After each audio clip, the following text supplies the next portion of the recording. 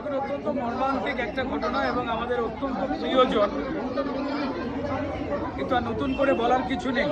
আমরা প্রত্যেকেই শোক সন্তপ্ত এবং শুধু এইটুকু বলতে পারি যে এই মুহূর্তে পুরো বিষয়টা একটা পদ্ধতিতে হয়। যতই আমাদের যন্ত্রণা থাকুক না কেন, একটা পদ্ধতি আমাদের মেনে নিয়ে চলতেই হয় এবং সেই ক্ষেত্রে পোস্টমর্টমের জন্য পিজি হসপিটালে তার দেহকে নিয়ে যাওয়া হয়েছে এবং বাকি বিষয়, বাকি যা কাজ রয়েছে সেই কাজ আগামী কাল ঘটবে। তার সম্পূর্ণ পরিবার, তার মেয়ে বিদেশে রয়েছেন, তিনি ফেরবার পরে তার অনেকেরই ইচ্ছা যে তার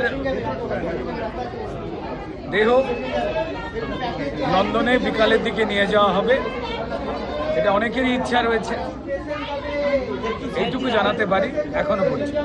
আমরা এই ইন্টারভিউগুলো সত্যিই দিতে চাই না, এবং বারবার করে এরকম ঘটনা ঘটছে, মর্মান্তিক একটা অবস্থা।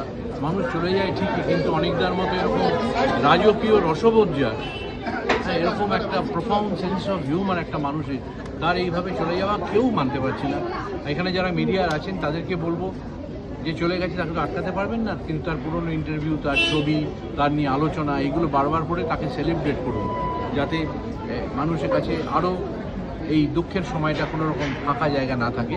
অনিক দত্তকে রিপ্লেস করা অসম্ভব, কারণ তার সেই সেন্স অফ হিউমার আমাদের বোধহয় কারোর নেই। দেখুন, এই ধরনের মানে এটা ঘটনা, এটা কারুর এটা ব্যক্তিগতভাবে মনে হওয়া বিষয়টা একদমই সেরকম নয়, যেটা পর্যায়ক্রমিকভাবে এই ধরনের কিছু হচ্ছে। যা হয়েছে তা মর্মান্তিক এবং তা দুঃখজনক এবং অপূরণীয় একটা ক্ষতি। বিজ্ঞাপন জগৎ এবং সিনেমা জগতে তার কন্ট্রিবিউশন তিনি রেখে গেছেন।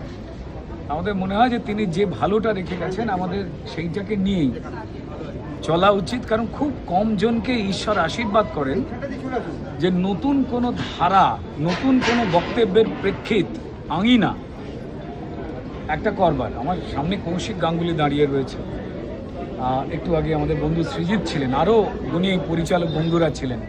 তারা প্রত্যেকেই এক একটা করে দিক নির্মাণ করেছেন। ঠিক তেমনই আর একটা অত্যন্ত বলিষ্ঠ দিক, কথা বলবার, ভাষা বোঝাবার, সিনেমার ল্যাঙ্গুয়েজ, সেটা অনিকদা আমাদের শিখিয়ে গেছেন।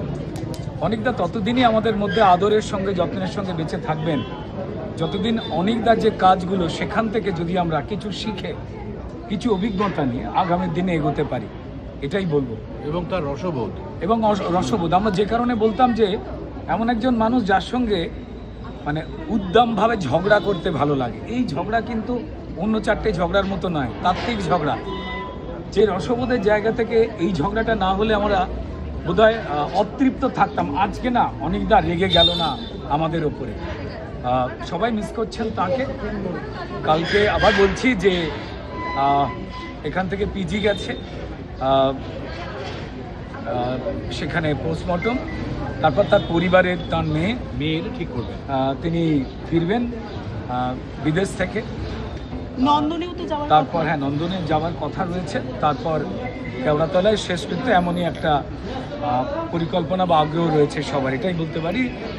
আর আমি এটা বলতে পারি যে এত বিদগ্ধ একজন মানুষের এইভাবে চলে যাওয়াতে আমাদের সম্মানীয় মুখ্যমন্ত্রী শুভেন্দু অধিকারী তিনি গভীর দুঃখ প্রকাশ করেছেন, বার্তাও পাঠিয়েছেন, এবং কোনো রকমভাবে এত গুণী মানুষের বিদায় যেন রাজকীয়ভাবে হয়, সেই জন্য খেয়াল রাখতে তিনি পুরো সবাইকে দায়িত্বের সঙ্গে থাকতে বলেছেন।